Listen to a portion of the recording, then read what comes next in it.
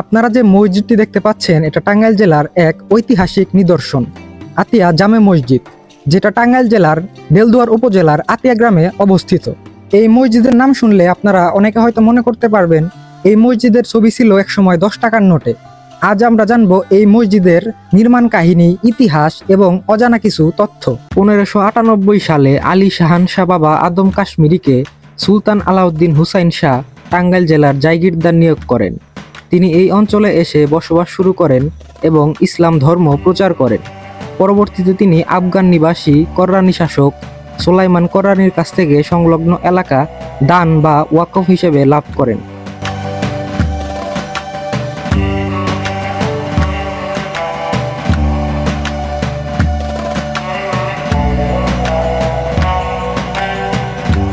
এই এলাকাটি তাকে দান করায় এই অঞ্চলটির নাম হয়েছে আতিয়া বা দানকৃত।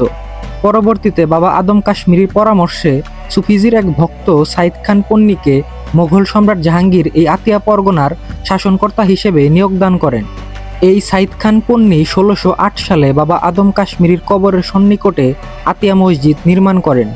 মুহাম্মদ খান নামক তৎকালীন এক প্রখ্যাত স্থপতি এই মসজিদ নির্মাণের পরিকল্পনা ও নির্মাণ কাজে যুক্ত ছিলেন।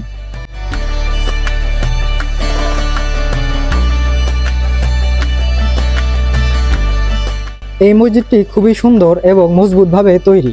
পুরো মসজিদটি তৈরি হয়েছে টেরাকোটার ইট এবং চুনসুরকির গাঁথনি দিয়ে।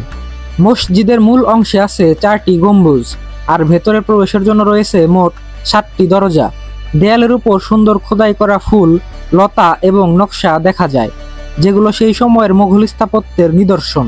বিশেষ করে মসজিদের মেহরাবের দিকটা খুবই সুন্দর। এমন নকশা আজকের দিনে খুব কম জায়গায় দেখা যায়।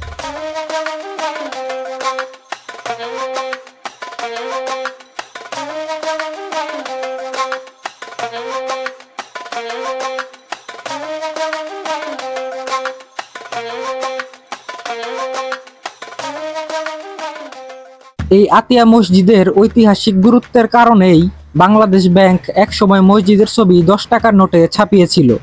তখন অনেকে না জেনেই বলতেন এই মসজিদটি কোথায়, কিন্তু আসলে এই মসজিদটি আমাদের টাঙ্গাইল জেলার গর্ব, আমাদের ঐতিহ্য।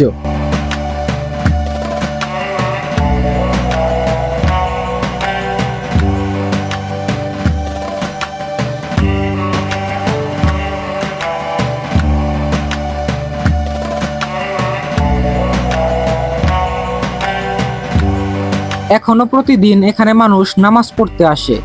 মসজিদের চারপাশে আছে বড় গাছ, পুকুর এবং গ্রামের শান্ত পরিবেশ।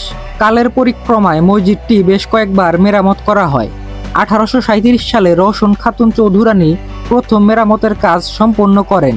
এরপর 1909 সালে টাঙ্গাইলের দেলদুয়ারের জমিদার আবু আহমেদ গজনবী খান দ্বিতীয়বার মসজিদটি সংস্কার করেন।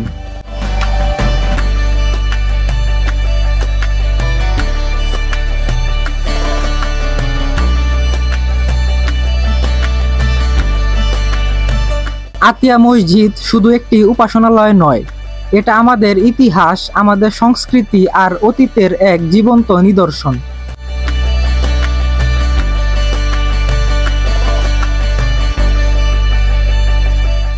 400 বছরের বেশি সময় ধরে এই মসজিদটি এখানে দাঁড়িয়ে আছে। এটা আমাদের মনে করিয়ে দেয় সৌন্দর্য, ধর্ম আর ঐতিহ্য কখনো পুরনো হয় না।